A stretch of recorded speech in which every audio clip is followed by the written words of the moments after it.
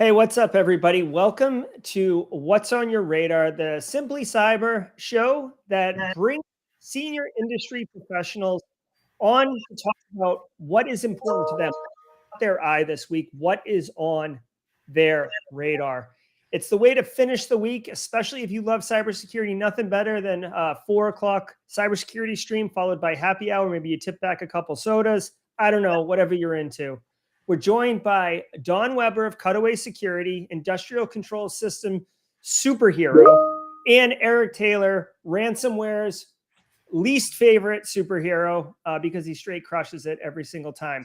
Thank you guys for being here today for this episode of What's on Your Radar. We're going to start with Don Weber. Don, why don't you talk about what's on your radar? Well, thanks. Thanks for having me back for another episode. And yeah, absolutely. As it says right there, I've been thinking about compliance, and I just got back from Orlando, where I was attending the SANS ICS Summit, and specifically there, not only for the summit, but also for the training. I took the ICS 456 class, which is the NERC SIP class. Because I've been dealing a lot with utilities, and I'm hearing a lot of terms and them making references and also implementing security requirements that are defined by that. And it just, it didn't change my viewpoint on this. It just kind of drilled home how much a culture of compliance, especially associated with regulations, almost forces people into thinking that if they do the bare minimum, they're secure. And compliance doesn't equal security has been a topic that we're talking about, since I started in 2002. When I got into this industry in 2002, the people that I was listening to and being educated by, that's one of the things they hammered home. Compliance is not security. Now, compliance gets you closer.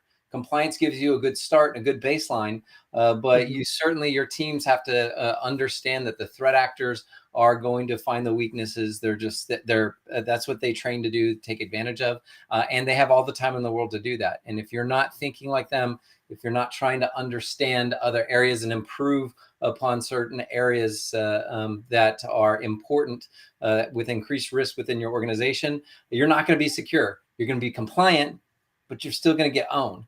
So, that's what I've been thinking of, and it's been on my mind. Yeah, I agree 100% with you, Don. I feel like there's actually a systemic problem because the business, for lack of, to generalize, not us, the business has this idea, or it's been hammered home, that this is information security. This is how you do it. Here is the standard. Here's the compliance standard. This is why the government's making you do it. If they wanted us to do more, they would have required more. And that's a really difficult conversation when you're talking to people who don't understand really like threat actors and the complexity of threat actors and how they all operate. So I feel like you're already walking into an argument, not an argument, but you're already walking into a situation where, the person you're speaking to has already made their mind up on what the threshold is of what we're seeking, what the investments should be on what we're seeking. And that's a really tough battle to fight. Well, and in some instances, it gets even more challenging than that, because people are making choices when compliance is really expensive, and NERC SIP is not cheap. I mean, there's a lot to do and a lot to test and so forth. And if you meet certain criteria, then you're responsible for more compliance. Okay. And so what happens is that the organizations are taking shortcuts. They're like, okay, I won't leverage this piece of technology in this area, so I'm not routable. So there's no routable communications, which means I have to adhere to less standards, which means I don't have to be as secure or compliant within this because it's not routable. And yet there's still ways that, people with knowledge about protocols and communications can find ways to send information there, or own something that controls something that is going over some non-routable protocol, which could have a negative impact. But because they've adhered to the standards and the guidelines, they don't have to do those extra steps. It's cheaper, and It just grates on my nerves sometimes. A lot. Yeah, we see a lot of businesses that will start doing heavy pushbacks. Like, well, we just passed ISO 901 or 900 or whatever, and it's like, why do we still got to keep doing this effing thing? We just passed it. We're good. No, not really. It's a vicious circle that most C-level entities inside of a business just don't understand. They achieve that hurdle and they think that they're done, and it's not the way. It's the daily grind that's hard. It's the Yeah. grind that's hard. Coming from incident response and stuff like that. I truly like being the white knight, solving the problems, fixing things, identifying things that you can actually have a positive impact on. And once you're done, you're like, man, our team did great. We all feel good about it. Now let's get back to that daily grind that just drags us down day after day. And it's a difficult mindset. Documentation. Excuse me. Exactly. Well, and I want to point out too, another like major problem with compliance, especially for people who don't know this or work around compliance or have been around and got gray hair at this point. One of the problems is, the business can get like a authorization stamp that they got audited and they're fully compliant, but the problem is you have to be comprehensively compliant. Like you can't just be compliant in the main corporate office and then the 32 satellite offices are wild west doing whatever they want, because they all have hookbacks into the corporate office. But I feel like, at least in my personal experience, I see that all the time, where it's like the auditors go to HQ and do the audit there, and it's all the pretty stuff and it's all configured correctly. And everywhere else, the sales guys who are on the road, their machines are hot messes. Like, the 3-person site that you acquired, like this small business, and never really fully integrated them. You're like, oh, we don't talk about Bruno. It's like that, you know what I mean? Like that should be in scope of compliance, but auditors are human and they kind of defer to the business to tell them what the scope of their audit should be sometimes. Well, I mean that's actually a good thing about NERC and a part of the starting process for doing it is defining everything, is identifying everything that's responsible, categorizing it correctly, providing good guidance on how to categorize it. So NERC really is a good thing. And it's made our whole critical infrastructure from the utility side. It has made it more secure, but at the same, so it's so they don't fall into that trap necessarily because they've built that into the process. But it's still breeding the bare minimum in some organizations that aren't mature. Yeah, absolutely.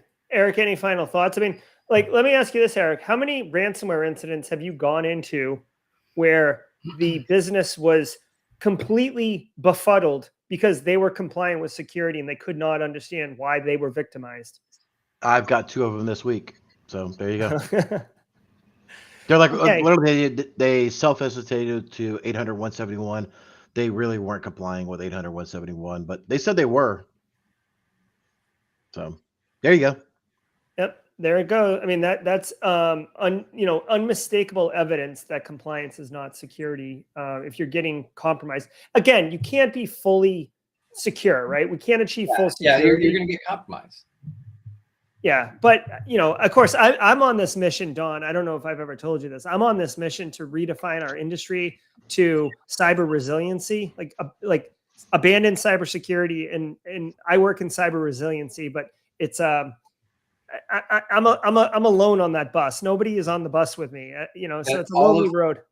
All of industrial controls are on that track. That we don't necessarily talk about it like that. Internally, they do. It's all about resilience, availability.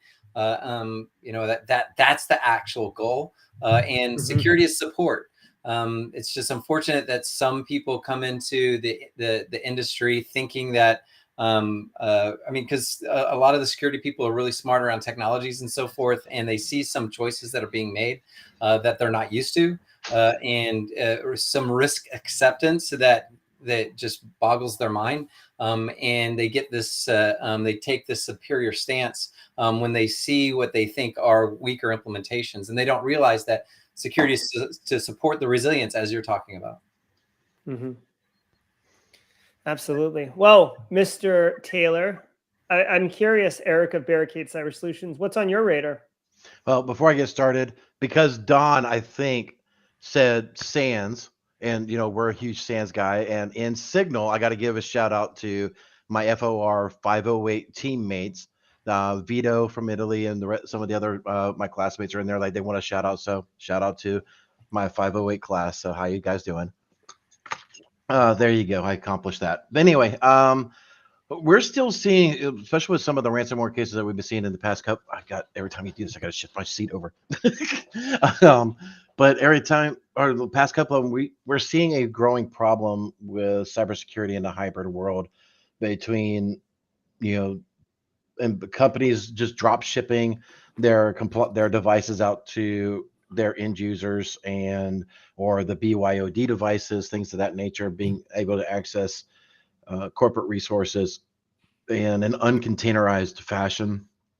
Um, the case that we're working right now is really interesting and things I could talk about a little bit because we're not under attorney-client privilege on this one, but where they were using Defender 365. They were trying to implement Defender, but doing a very poor job of it, even though they had an E5 license, so they should have had all the protections of the world. But as we know, unless you turn on and configure these things, it's not going to work.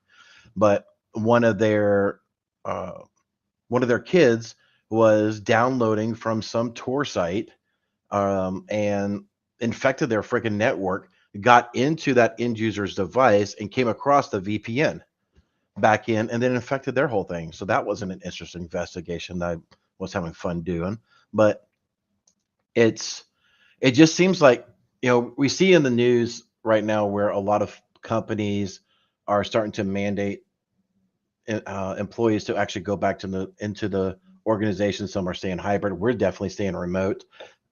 But I guess I just want to get a feeling from the chat and those who are actually, in this space. What are y'all's thoughts on, the remote workforce and securing it and making sure things stay secure, right? I mean, we're putting in some policies where, you can't connect into the VPN unless you have certain things. You can't even log into your workstation unless you have certain applications installed and they are updated and Windows is updated, things of that nature. So there is technologies there, but there may be something out there that I'm not thinking of or just different thoughts altogether. Yeah, I mean, I guess I can speak to this initially, but I'd be curious what Don's seeing from the industrial control system, as I've begun to realize that OT and IT are now commingled, and with COVID, I'm sure some of the engineers were working remotely and just remoting in. But so the hybrid world, obviously, Microsoft Azure, O365, like there's tons of cloud-based solutions, but I would definitely look at Azure as kind of like a ground zero, because regardless of what size organization you are, the way that Microsoft has begun pricing and the upgrade paths for like Exchange and for server, the people coming off of like 2008 R2, which can't even integrate with Azure MFA. Like there's tons of reasons for businesses to go up to Azure. I actually think it's presenting a lot of additional risk to organizations simply because, and I'm, to kind of open this further in discussion, a lot of people who are senior IT people, right? They are looked upon to mentor junior staff and to handle the big problems. Like, okay, hey, we're going to go to Azure. Oh, we're going to lift and shift our data center up to Azure. Like, Carl, you're our senior guy. We need you to kind of set this up and then make sure it's right, and then have the junior staff figure it out. Okay, no problem. Well, the thing is, a cloud infrastructure is wildly different than an on-prem infrastructure. It is not just a data center in the cloud, especially when you start dealing with platform as a service services, instead of putting a web server on a Microsoft Office server OS and then spinning up that server. You can just spin up a web server, right? Same with like Exchange server. You're not managing Exchange server. You're configuring Exchange at the application level. So with all due respect, the IT admin who's got 35 years experience, typically, not in all cases, but typically that old dog does not want to learn a whole new tech stack. They are comfortable, they understand what they're doing, and they feel like they got it. I got it. I understand cloud. And really, because cloud's a whole new paradigm, I think that that's actually presenting a lot of additional risk because of misconfiguration. We see S3 buckets, Elasticsearch, queries open up to the internet, all this crap.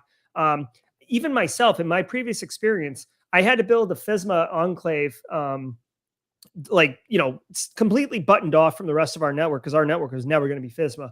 And I worked with them. I built it in Azure, and my IT counterpart spun up the servers, and they got issued immediately public IPs immediately. And then I immediately saw, before I even put data on it, I'm like doing the test stuff, and immediately I see like Iran, Brazil, Pakistan, like everything's just hammering against it within like 15 minutes. I'm like, bro, you are killing me. Like, can you, you know what I mean? And it's not their fault. It's just a different paradigm. And I feel like, to get to your point, it's going to be a higher risk. Okay, Don, I've done flipping out for now.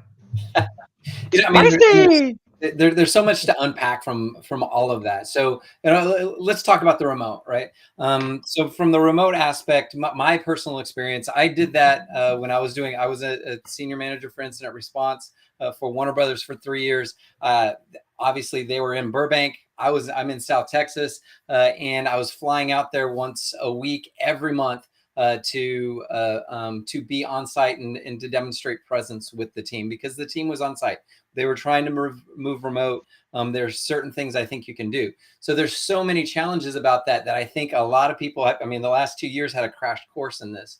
There's first of all, you have to be mature enough. You have to be adult enough to be able to work by yourself. Because not everybody is going to work remote and stay on camera all the time. YouTube is too easy. TV is too easy. Reading a book on the side is too easy. Your kids running in and out of your office, if you have one, a lot of people's offices are going to be on their actual, countertops or their kitchen tables and stuff like that until they can get it.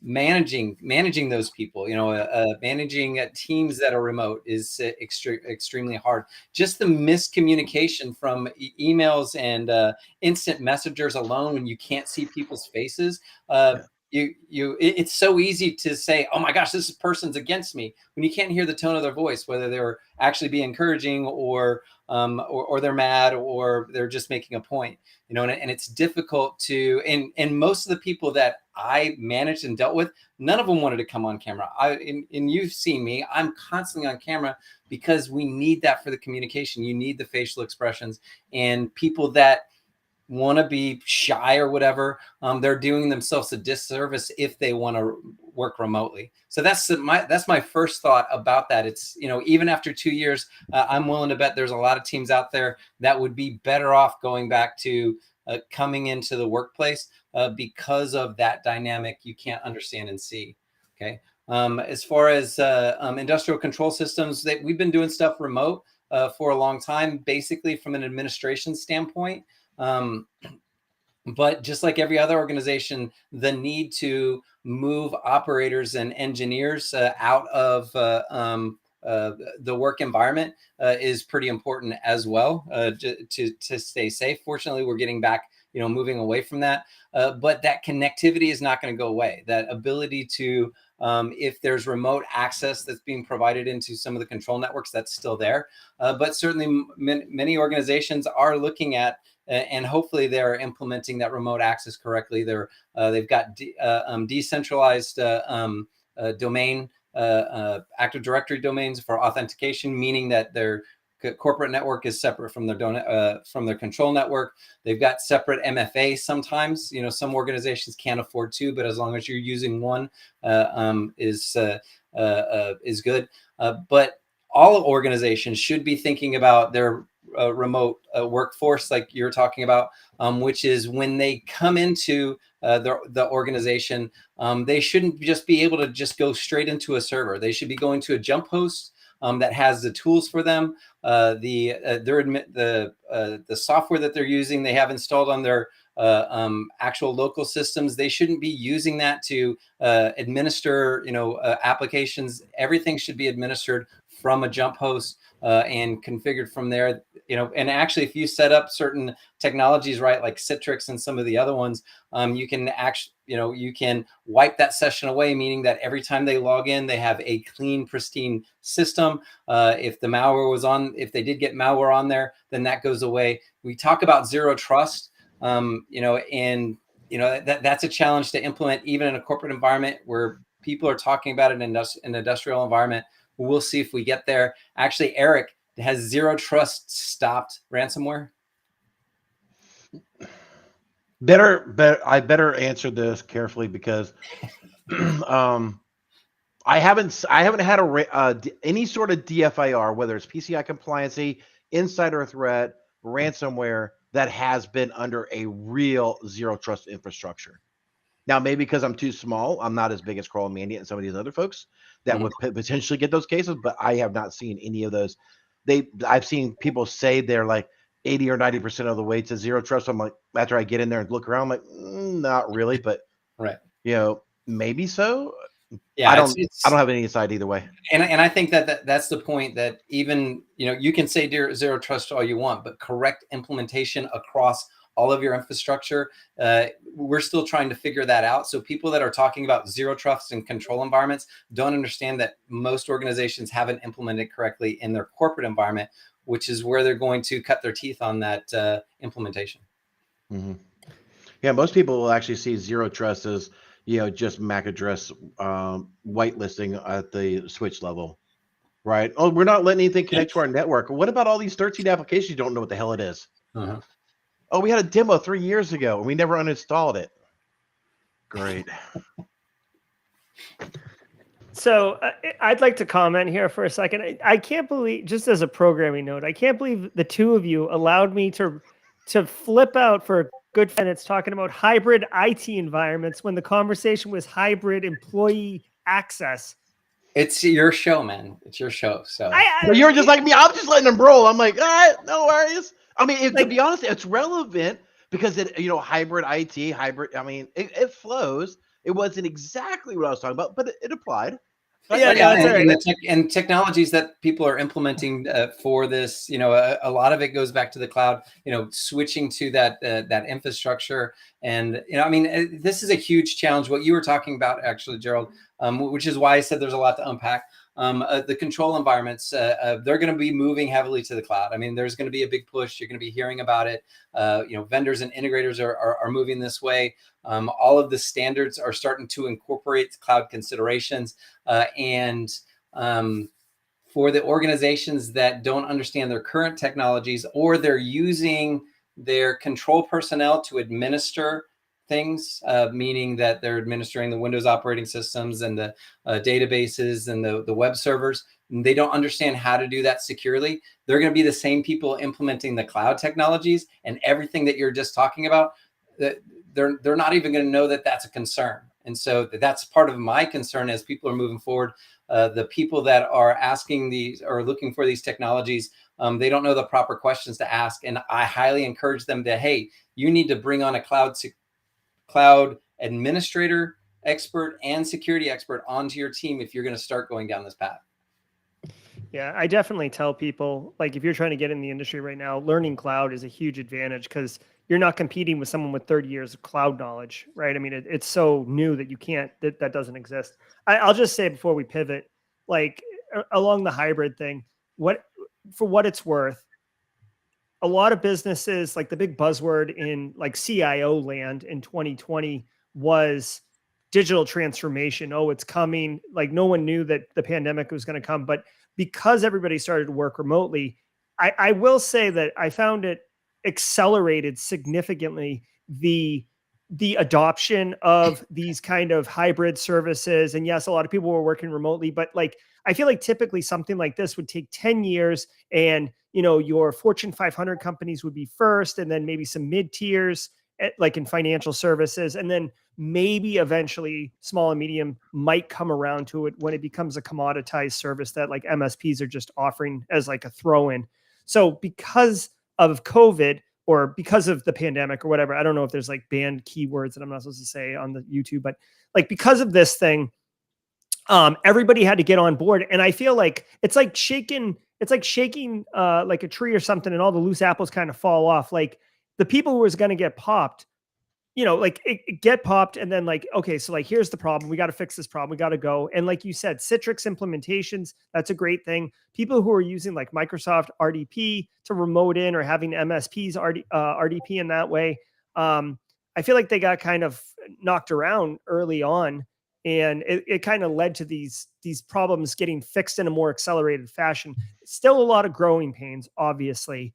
But I do feel like the hybrid workforce, I know I see a lot of people in chat talking about, in the professional services industry, being on camera, being on site. Don, I understand if you're one person working remotely and the whole team is together, that's a very difficult thing to be like the odd person who's not part of that cohesive unit. If everybody's remote, I feel like, you're all kind of together. And, and if you're all obviously in the same room, you're all together just the same. So it is kind of situational, I would argue, but I do appreciate that the digital transformation was accelerated and we were able to get some quick lessons learned from that. All right. Any final thoughts, Eric or Don, on hybrid workforce before we pivot into the spicy 101? I'm going to lounge back and watch this. All right. So check it out. All right. Here's what's on my radar, and I'm going to try to be super cool. But what is the deal with bug branding, right? Am I right, people? Right? So check this out. Earlier this week, some higher ed academics, let me get rid of this bug branding thing. Some higher ed academics found a vulnerability that they've termed Hertzbleed. Now, this vulnerability is essentially probably highly unlikely to ever be exploited, but the idea is that you can monitor a processor and look at the energy coming out of it, like essentially like the pulses of energy, the zeros and ones, and be able to discern what the cryptographic key is that's being used to decrypt the data going in and obviously get encrypted coming out. So you can get the key, effectively compromising the confidentiality. Once you get the key, you can decrypt everything, you win. Okay. To me, the reality of this attack is very limited. I'd imagine that you'd have to get either root access to the box to install software or have physical access. Even the exploit. What? You're thinking about it wrong. You're thinking about okay. It wrong. Go ahead. So you're thinking about this attack in a live environment scenario, meaning that that somebody's got access to the system. Okay, so now they're going to start monitoring the CPU, and certainly there might be instances where you can do that.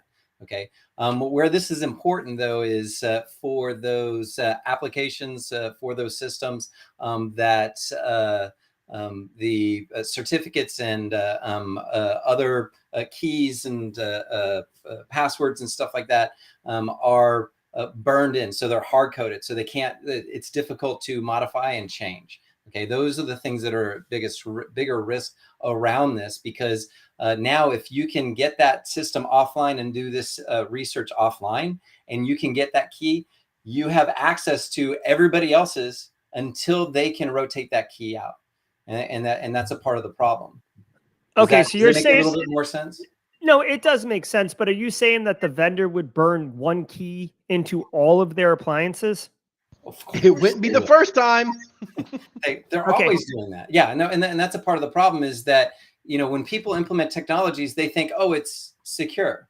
Okay. But doing cryptography is difficult, meaning that, okay, yeah, you have certificates and people have made it easier, but unless you manage those certificates correctly, unless you have some type of rotation, some type of correct deployment, in other words, updating as a revocation of certificates, if you haven't taken that into account, if it's not built into the system, you're going to have to completely update so say they do detect a compromised system. If it's burned in, then they're going to have to update with new firmware or a completely new program, which means that everybody has to deploy it.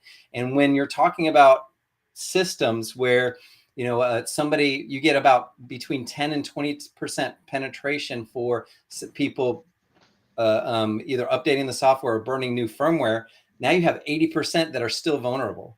Okay, and so that's a part of the problem. Now, if the software, if the update mechanism has an easy way to rotate that out, doing certificates correctly, then it's less of a risk. You do need to make sure that you're updating and so forth. But there's always going to be somebody that's vulnerable to this. It's not something generally you'll do live, but once you have something, then you might be able to leverage it against other implementations. Does that make a little bit more sense? Yeah, no, absolutely. It does. I don't know what the practicality, I mean, they did this in, in a controlled research lab, obviously. And I haven't read that research, so I don't know exactly. But this is it's not a new, these side channel attacks to get cryptographic keys and so forth. They are not. It's not a new technique. But certainly this is just a new instance of it that might be looking at it from a new way. Going back to your original discussion, though, about why people are naming things, and it's as a security researcher, it's hugely annoying to me. I mean, certainly I have a difficult enough time naming the tools that I use to do my research, or to provide the ability to do analysis. But you name a tool because you have to put a name on it, right? If you're going to upload it somewhere. But these are very specifically marketing. These team members, they want to drive a business to them. I mean, it's difficult to say that's a bad thing, especially as a private consultancy. I do want to drive people towards me, but I don't want to say. I do kind of feel like it's like I do roll my eyes when I see some of this, but at the same time, the media loves it, and that's what it is. The media loves a name that they can latch onto, and if you're not whoever names it first is the winner. So 3 people could have done this same type of research, but whoever named it first and got it in the media, they're the ones that are going to be associated with it. So that's the goal of naming these things. Right. And I'm 100% with you. And thank you for the additional context on the actual attack, because I was playing this off as not, I mean, it's a serious impact. I feel like it's a very low likelihood of exploitation. Maybe that's a bit naive of me. My major concern is bug branding, as it's called. It really started in 2014 with Heartbleed, right? If you're familiar with this particular attack, it was the first one that got a graphic and it's got its own webpage, heartbleed.com. And this kind of launched it. Now, Don says it bothers him as far as like the vulns getting names. I like it only because it becomes easy to communicate to end users because it's got that, memorable name. Because like, dude, seriously, if you're like, hey, guys, I want to make you aware that CVE 2014-0160 needs to be fixed on your Windows operating system, they're going to be like, shut up, nerd. Like, no, like, I don't know what you're talking about.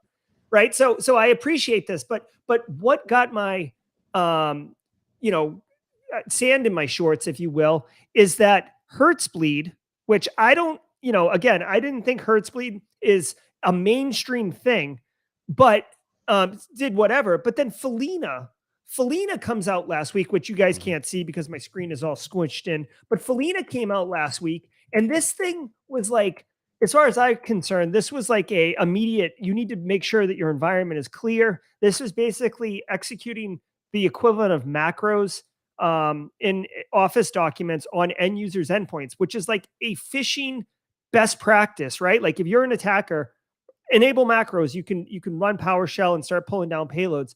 Felina didn't get a graphic or a bug, you know what I mean? Like, and I'm not saying I want like a t-shirt that has like a Felina logo on it or anything like that, but it just bothers me that we're inconsistent in the market. Like even Kevin Beaumont came up with this Log4Shell, which was hideous, and he actually made it.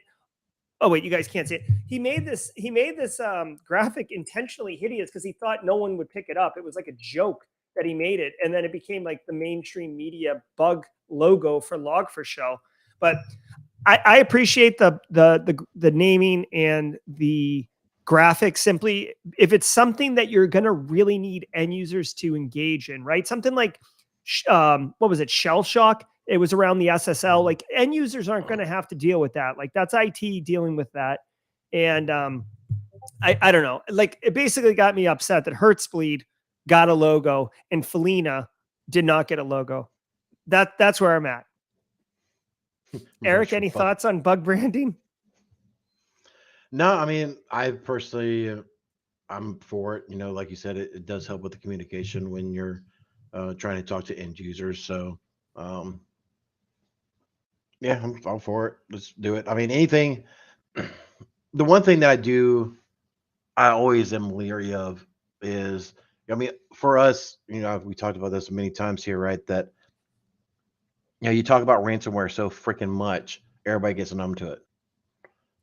So Mm-hmm. I just want to make sure that we're making whatever we're doing, we're making a positive impact in the education process to get people more secure than just another buzzword that like zero security. Everybody's about zero security, but everybody's trying to sell you a magic pill or a bottle of water that will implement it, right? So um, I just want to make sure that people are not going to get too numb or sanitized to the concept and actually do something about it is my biggest thing. Yeah. I just wish there were standards, right? I'm a guy of process and order, right? I wish there were standards. Like if it's over 9.5, it gets a logo and a cool name, right? There is a standard. It's called CVEs. Okay. No. Yeah, no. Of course, I know, but like a standard for like when you get a logo, and like I'm not saying that the federal government or like the elders of the internet are responsible for making the logos and stuff. I want some standards so we can all agree like this gets a logo and this doesn't get a logo, right? I mean, is it so much to ask for compliance standards? So then When's the last time you watched IT Crowd? Pulled that one out of your hat. Oh yeah, it's a good one. I know, man. Have you seen that, Don? IT Crowd? I enjoy it. My family enjoys it. Yeah, so I've seen it. Oh, good. Okay. The elders of the internet. Jiminy Christmas. Been waiting a minute for that one. Yep. Yeah, I mean the fact that the internet can be put in a box and you can walk around with it. That's with a little LED light. Yeah. That's so awesome.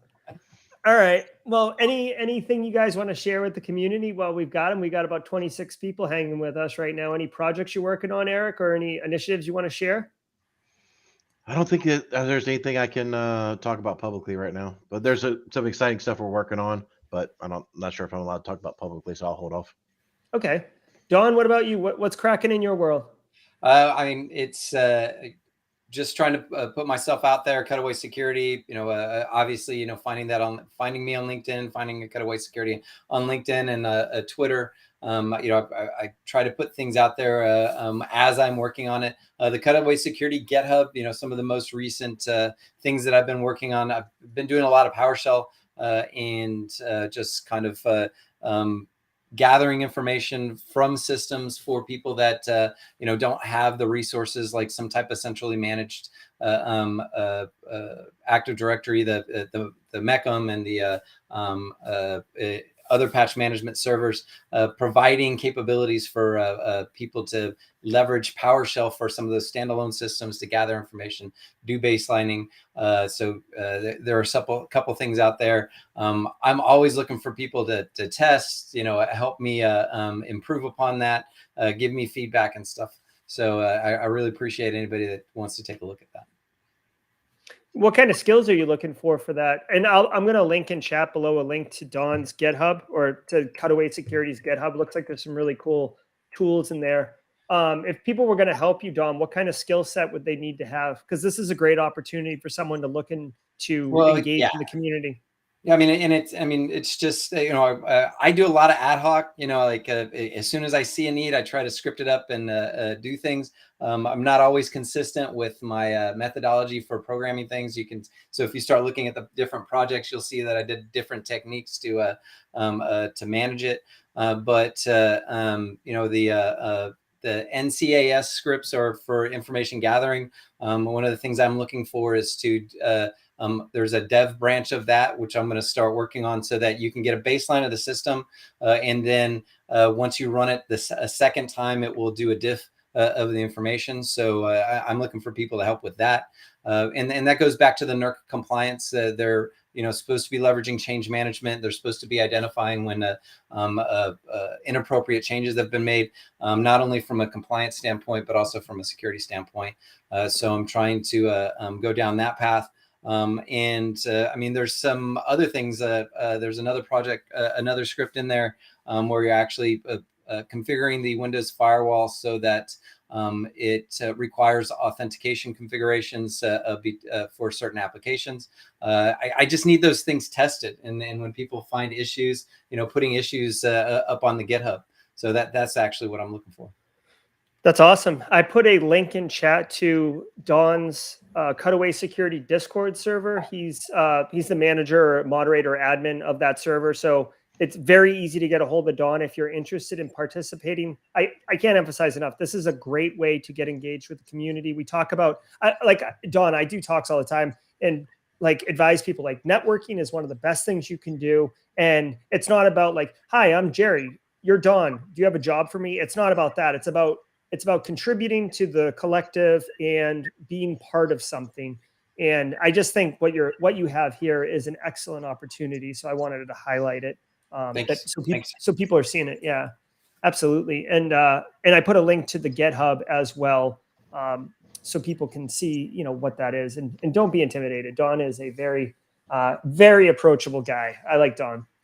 Don, as far as Cutaway Security goes, are you exclusively focused on industrial control systems? Is that something that really only people who are interested in getting exposed to industrial control systems should reach out and try to collaborate with you? I mean, I've got 20 years of experience doing security research, incident response, forensics, and implementation of tools. Now, my personal focus right now, the domains that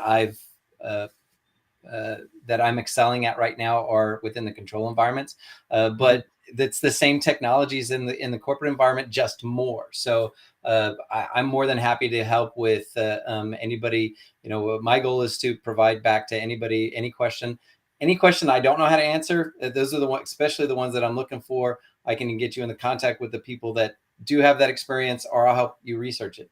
So that's yeah. So it's across the board, but I do heavily focus on industrial control environments right now. Oh, excellent. Yeah, I met you through a network. Actually, I met Mick Douglas, and then Mick Douglas connected me with Don. So it's all about growing that network organically. Jess Bishop actually had a question for you, Don, if you want to hang out.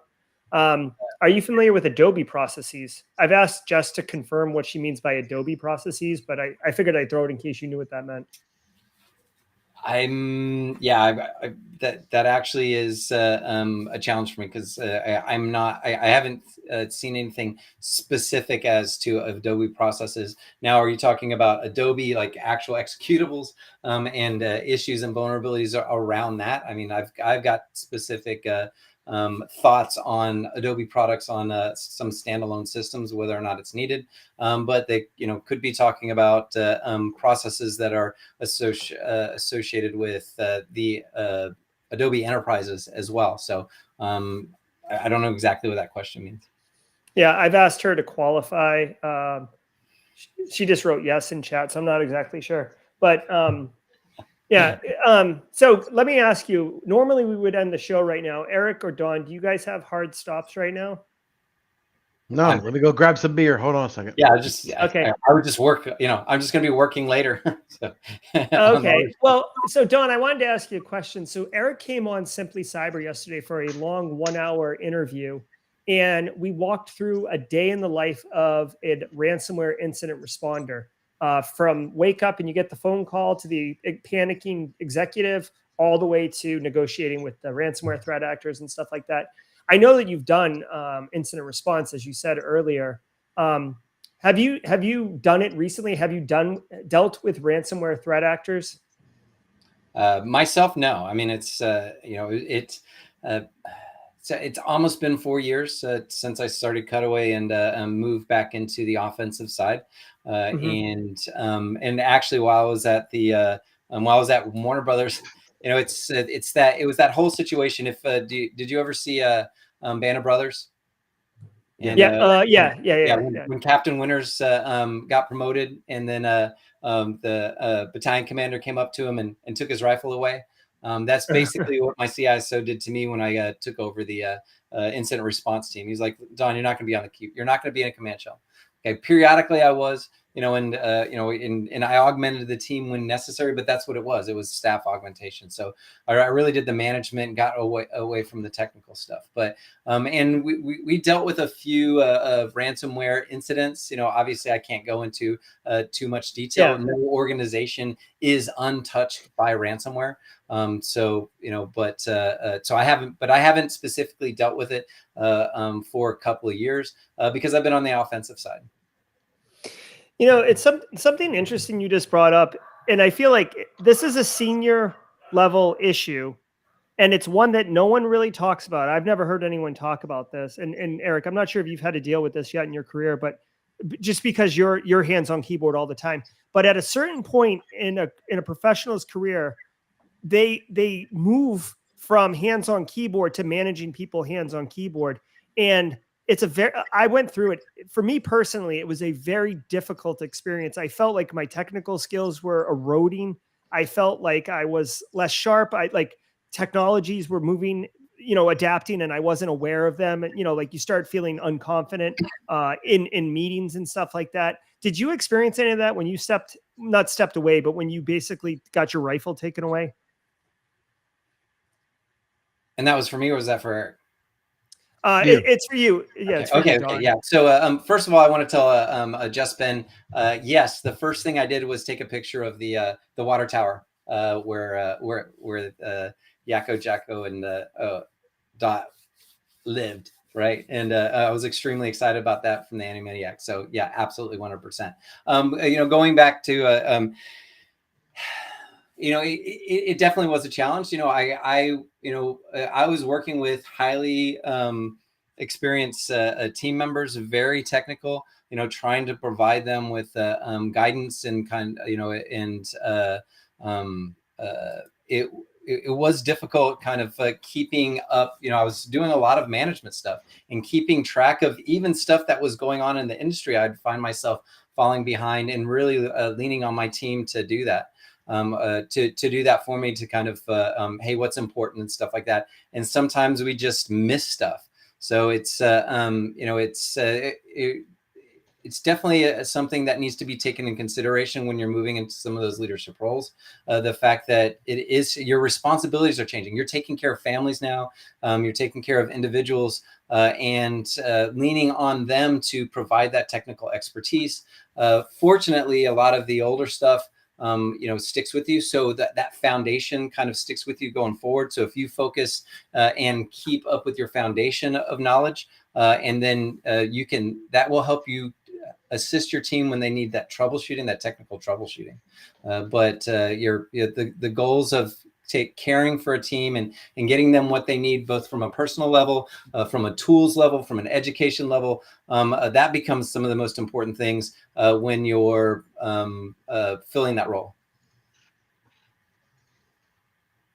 Well said and well spoken. It definitely, the responsibility shifts from the responsibility of you to the responsibility of many more, and understanding that you have to get your information a different way and really depend on other people.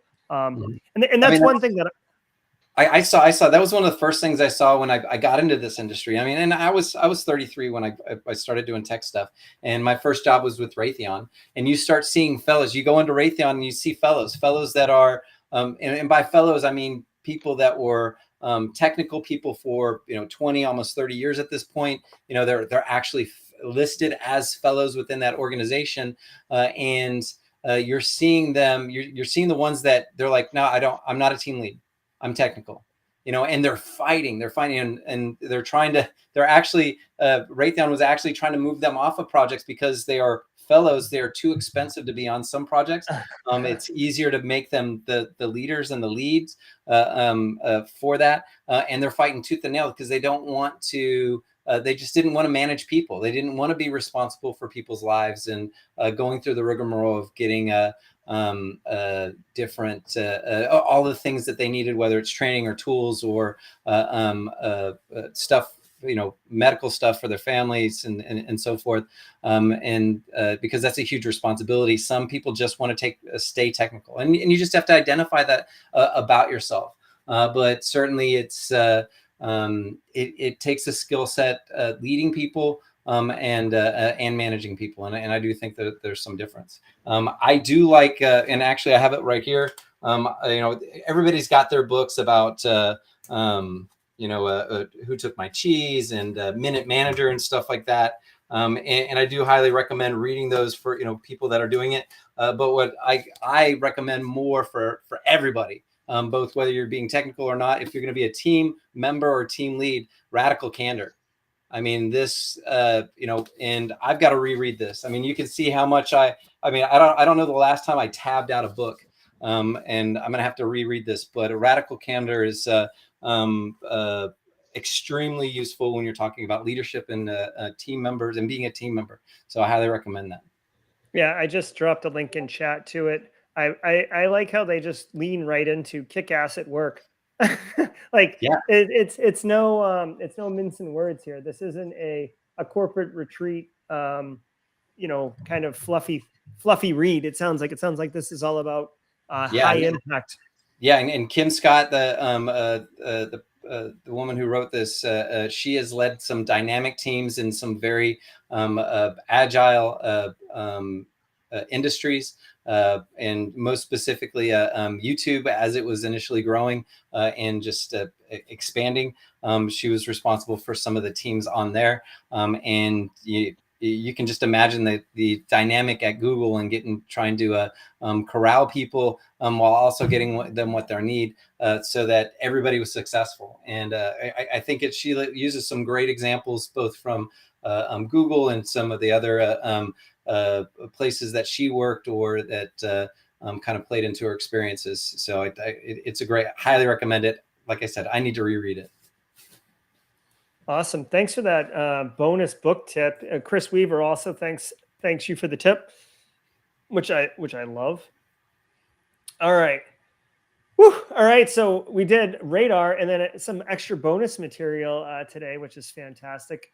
I think I'm gonna wrap it up here as we come up on the 5 o'clock hour. It's 5 o'clock somewhere, everybody. So if you're into beer, maybe you pop off and have one. If not, maybe you get whatever it is that you enjoy doing to relax a little bit. Hopefully, Don, I know you came on with us and you said you're going to have to work later because of it. Hopefully we didn't push you too far into the evening. No, not at all. All right. Wonderful. Eric, thanks so much for being here. As always, Eric's been doing a lot. Barricade's been doing a lot with the Simply Cyber community, and we love it. Don, thanks so much for being here. Guys, Cutaway Security, definitely check it out. Like I said, that Discord server link is in chat.